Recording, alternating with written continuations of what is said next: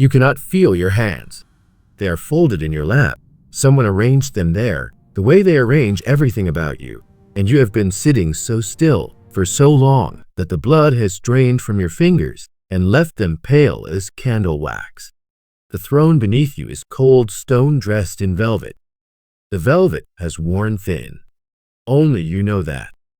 Only you can feel it. The hall is full of people and yet perfectly silent. 200 men stand between those pillars. You can smell them, wool soaked in rain, tallow candles, the faint rot of rushes on the floor. Their breath rises in small gray clouds. Every pair of eyes is pointed at you, not at your face, at the crown. You are 11 years old. Your father died 4 days ago.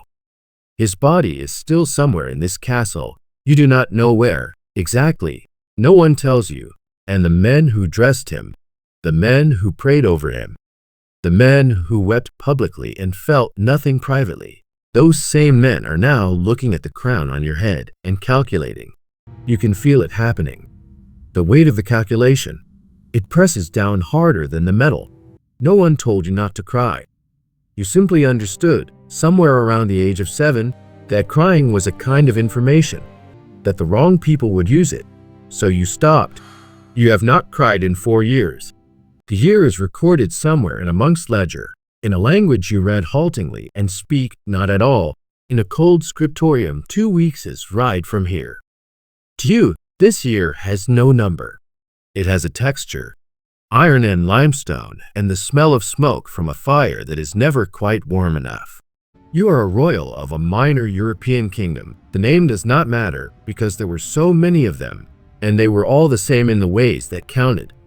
A castle on a hill, villages below, fields beyond, forests beyond that, where no one goes willingly after dark. Your mother is alive. You saw her this morning for 11 minutes.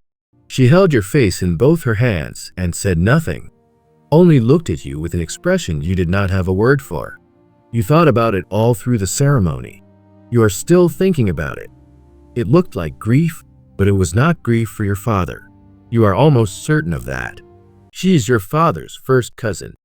This was considered a good match, a strengthening of the line. The bloodline must be kept close, they said, the way you keep a flame close, inside walls, away from wind, away from strangers. You did not choose any of this. You were not asked. You arrived in the world already spoken for. Your great-grandmother and great-grandfather shared the same grandfather. That too was a strengthening. There is a portrait of her in the long corridor. You pass it every morning on the way to the chapel, and sometimes you slow down without meaning to, looking at the slight asymmetry of her jaw, the heaviness around her eyes, and you feel something you cannot name. Recognition, perhaps. A quiet vertigo.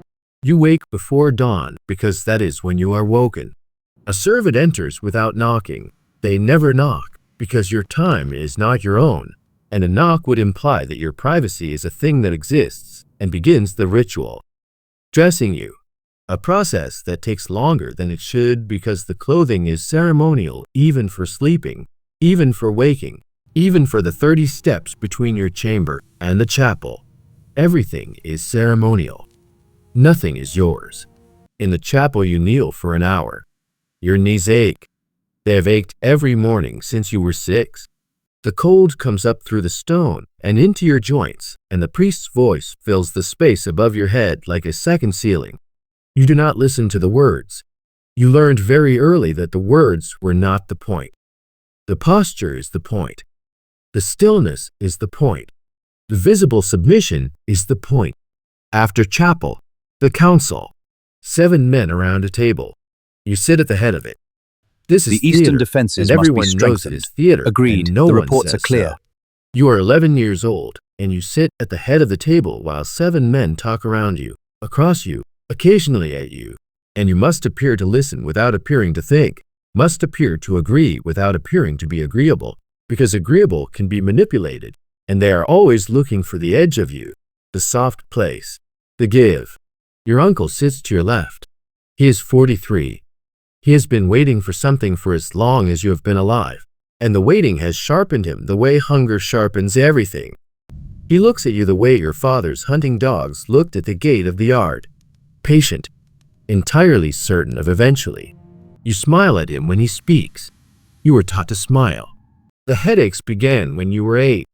They come from behind your left eye and they spread like something spilling. Sometimes they last an hour.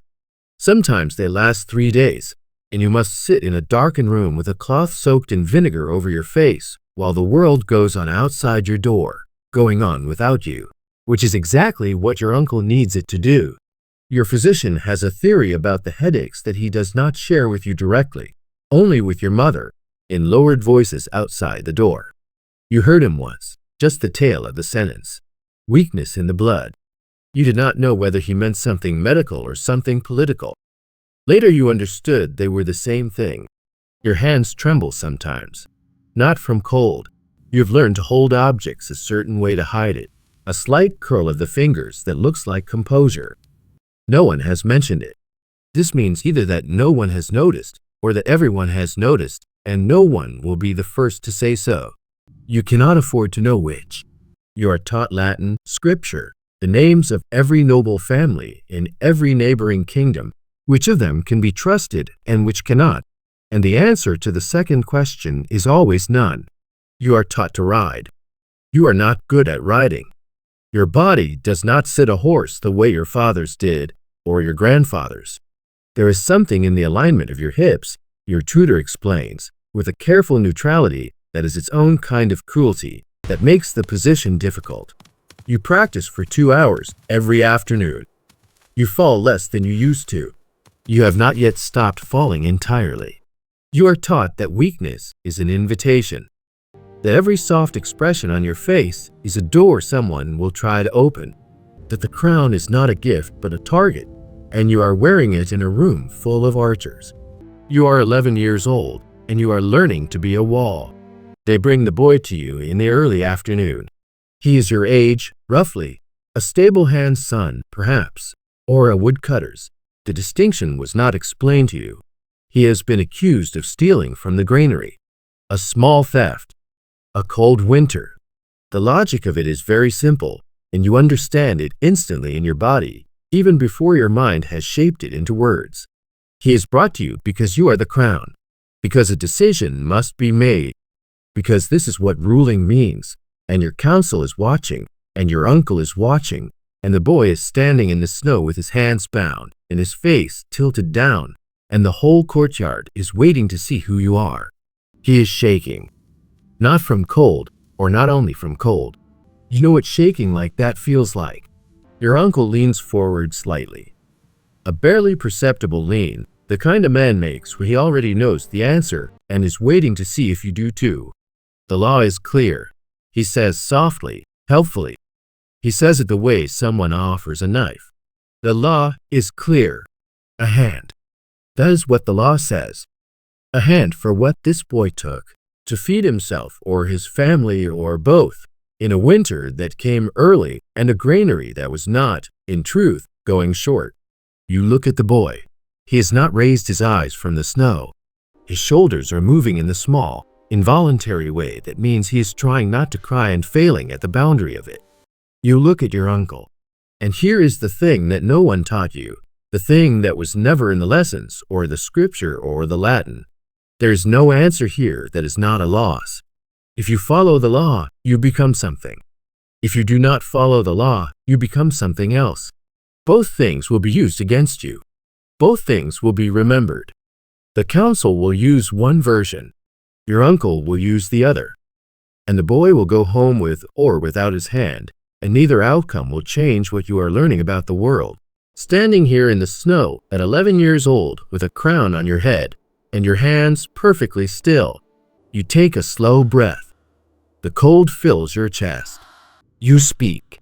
Whatever you said, his hands are still bound when they lead him away. You do not know if that was mercy or cowardice. You suspect you will spend a long time trying to find the difference, and you suspect, somewhere colder than thought, that the difference may not be the point. You are sitting at the window. Below, the village is dark. A few lit windows, yellow and warm. You can see, very faintly, the shape of a woman moving behind one of them, carrying something, doing something ordinary. You watch her for a long time. You have never carried anything ordinary. You have never walked through a door that was not watched, or eaten a meal that was not also an audience, or sat in a room without feeling the specific weight of what you represent pressing down on the back of your neck. You were told, early and often, that this was a privilege, that ordinary people would trade everything they had for what you were born into. You believe this is probably true. You believe it the way you believe things you were told before you had the words to question them, which is to say, completely, and with a faint unease that has no name. Your head aches. In the portrait gallery, your great-grandmother looks out from her gilded frame with those heavy eyes.